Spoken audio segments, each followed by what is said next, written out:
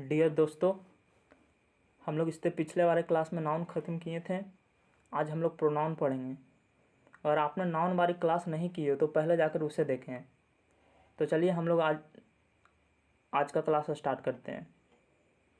अगर आपको प्रोनाउन में दिक्कत होती है तो आज के बाद आपको दिक्कत नहीं होगी, क्योंकि मैं यहाँ पे आपको एकदम आसान भाषा में एकदम आसान भाषा में समझाने की कोशिश करूँगा। तो चलिए स्टार्ट करते हैं। तो देखिए, हम लोग प्रोनाउन है ना, जो वर्ड है इसको हम लोग क्या करेंगे, दो पार्ट में बांटेंगे, है ना। प्रोनाउन को क्या करेंगे, दो पार्ट में बांटेंगे। एक क्या हो गया, एक प्रो, एक क्या हो गया, नाउन। तो हम लोग नाउन को समझ लेते हैं। नाउन का मतलब क्या होता है, naming word is called noun. जो नाम होगा वो क्या होगा, नाउन होगा, है ना। मतलब नाम को क्या कहेंगे, संज्ञा कहेंगे, है ना, नाउन कहेंगे। इसका हिंदी लिख देते हैं, संज्ञा। यहाँ तक कोई दिक्कत इस पार्ट में नहीं। चलिए अब देखते हैं प्रो का मतलब क्या होता है। प्रो का मतलब क्या होता है, के बदले।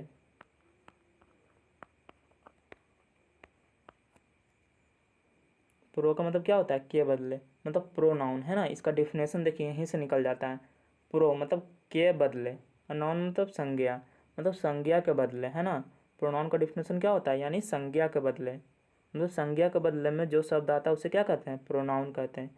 इसका डिफिनेशन भी हो गया, आपको प्रोनाउन का मतलब भी समझ में आ गया, है ना।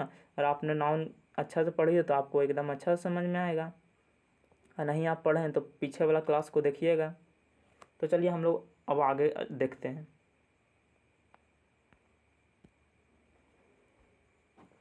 देखिए प्रोनाउन,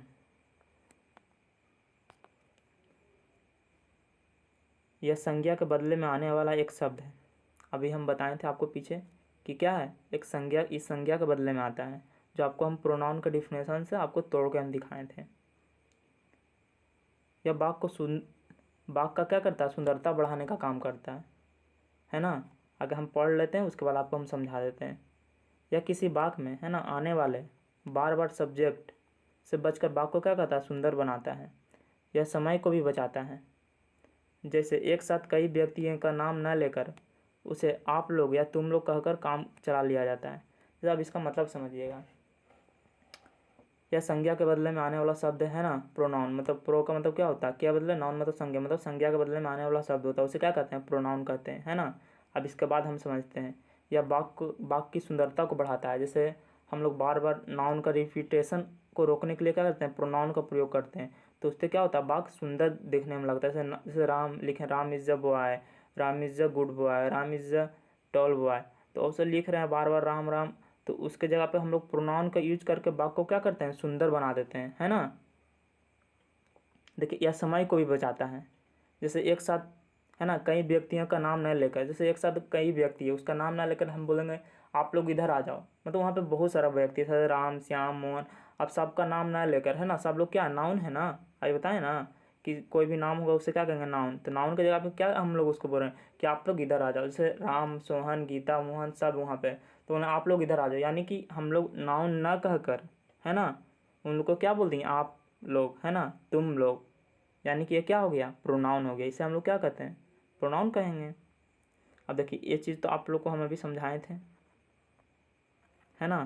प्रो प्लस नाउन, मतलब प्रो मतलब क्या होता है, क्या बदले, नाउन मतलब संज्ञा, मतलब संज्ञा के बदले, है ना।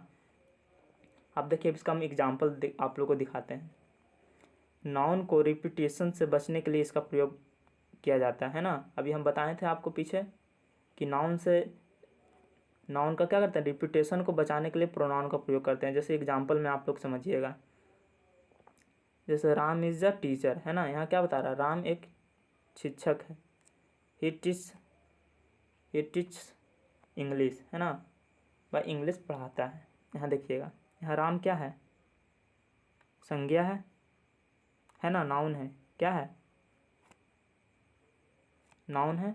यहाँ पे ही क्या हो गया, प्रोनाउन, क्योंकि राम की जगह पे आया ना, राम इज़ अ टीचर। यहाँ पर रहता,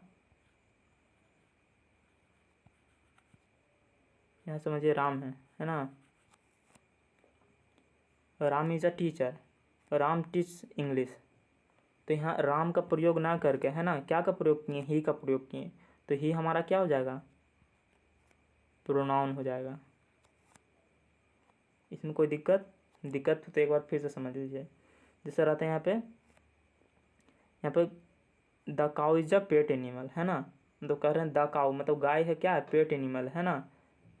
सी हैज़ 4 फीट, यहाँ पे जो सी आया ये किसके बदले में आया, गाय के बदले में आया, है ना। क्योंकि गाय क्या है, स्त्रीलिंग है, इसलिए यहाँ पे क्या आया, सी आया। यहाँ पे राम है तो राम क्या हो जाएगा,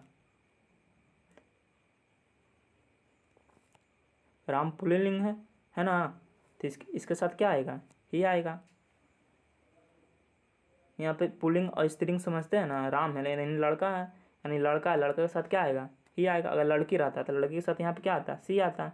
जैसे अभी बताए ना, the cow is a pet animal, है ना। सी हैज़ 4 फीट मतलब काउ क्या है, स्त्री है, तो उसके साथ क्या आया, सी आया। यहाँ राम क्या है, लड़का है, यानी इसके साथ क्या आएगा, ही आएगा। तो चलिए आप लोग को तो यहाँ तक कोई दिक्कत नहीं है। देखिए राम के रिपीटेशन को अवॉइड करने के लिए ही का यूज किया जाता है, यही अभी बताएं, है ना।